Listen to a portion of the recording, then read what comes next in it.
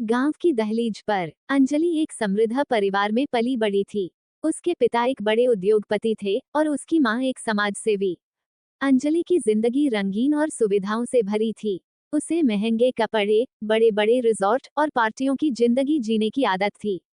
वो हमेशा अपने दोस्तों के साथ मॉल में घूमती और नया फैशन ट्रेंड करती थी। पढ़ाई में भी वह अव्वल रहती थी और उसका सपना था कि वो विदेश जाकर उच्च शिक्षा प्राप्त करे।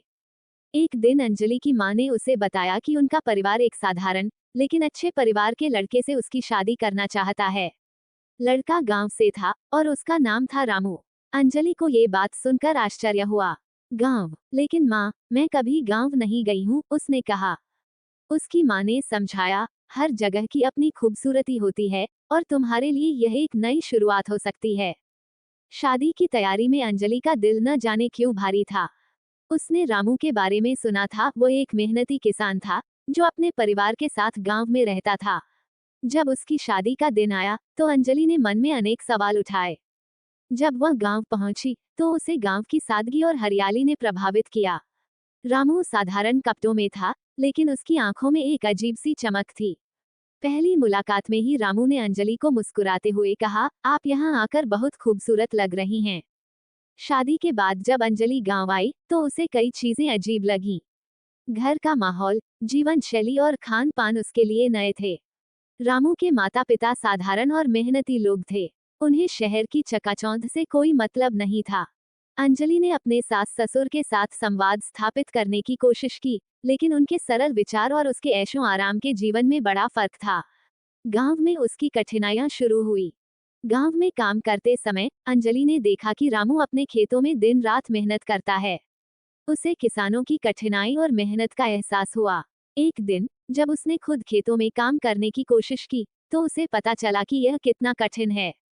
रामू, आप हर दिन इतना मेहनत करते हैं, उसने कहा। यह आसान नहीं है। रामू ने मुस्कुराते हुए कहा, ये हमारी जिंदगी है।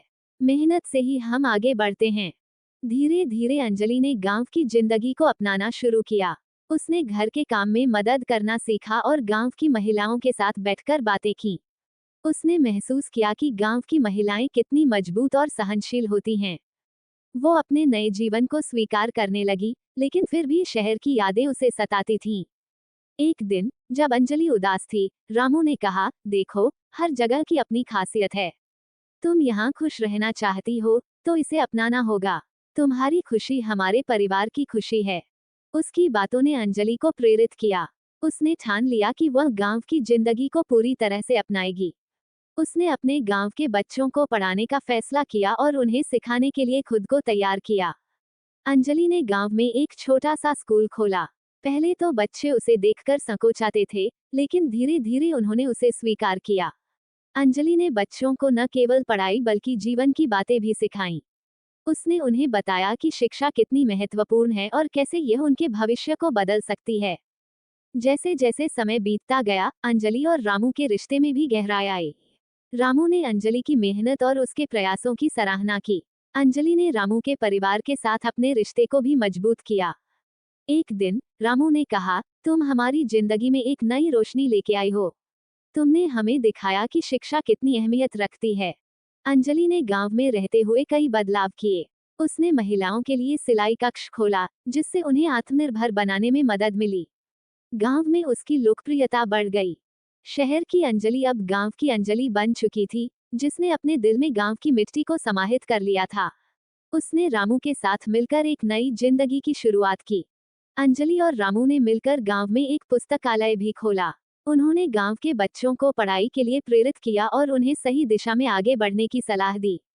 गांव में अंजलि की मेहनत ने लोगों के जीवन में एक नई उम्मीद जगाई।